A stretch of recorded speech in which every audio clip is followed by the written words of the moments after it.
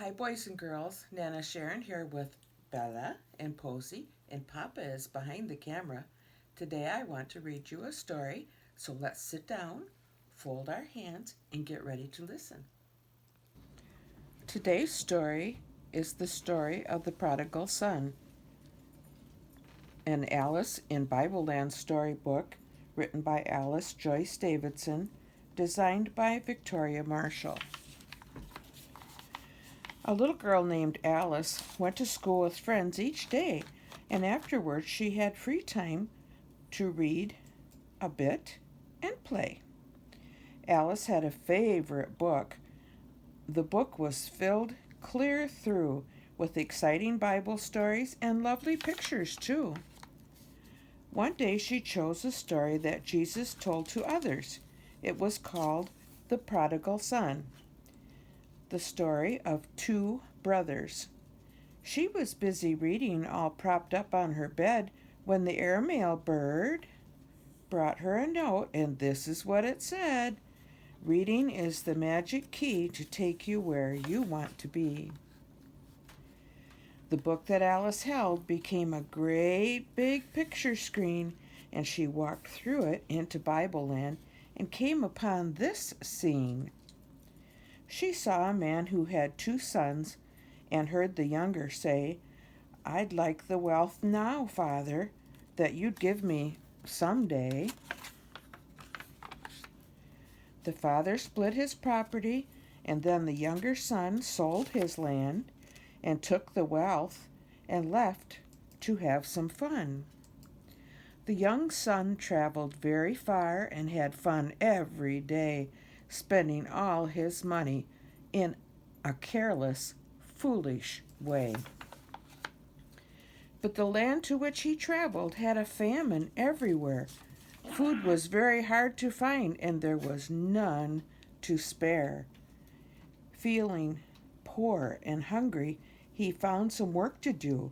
He fed some pigs their corn husks and wished he had food too. The corn husks looked appealing. Even they would be a treat, but he was offered nothing, not one small bite to eat. "I'm starving here," the young son thought. "Why did I ever roam? My father's servants have more food. I ought to go back home. I'll go and tell my father that I've been a wicked son. He should treat me like a servant for the bad things I've done." Feeling very sorrowful for all his foolish ways, he traveled to his father's land. The trip took days and days. His father ran to greet him. He hugged him and he kissed him. He was glad to see his son, for he had truly missed him. The younger son said, "Father, I've been foolish. I've been bad. I don't deserve to be your son. I know I've made you sad." But his father told the servants to go get shoes and rings and dress his younger son in robes and all the finest things. His father said, "My son was lost, and now my son is found. I was fearful he was dead, but he is safe and sound. Let's have a celebration. We'll roast the fatted calf, then all of us will sing and dance, enjoy ourselves, and laugh." The night the older son came home from working all day long, he saw the celebration and heard the happy song. He questioned what was happening and who the feast was for, and learned 'twas for his brother, who was back at home once more. The older son was angry. He didn't understand why his brother, who had been bad, should have to feast so grand. "My son," his father told him, "all I have belongs to you. You've been with me always, and you've acted good and true. But how can we not celebrate this very happy day? Your younger brother, who had strayed, has now come home to stay.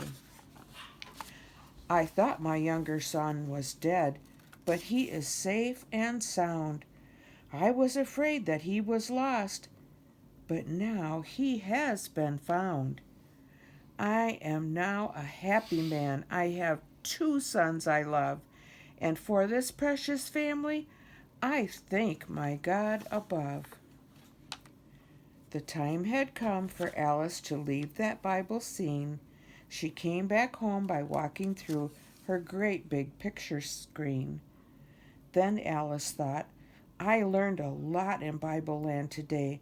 The story Jesus told has helped me understand God's way. Our parents will forgive us for the foolish things we've done, and God, the Father of us all, forgives us every one. For when we stray and then repent with faith in God above, God will welcome our return and bless us with his love. Thank you, loving Jesus, for this very special story and helping me to understand God's mercy and his glory.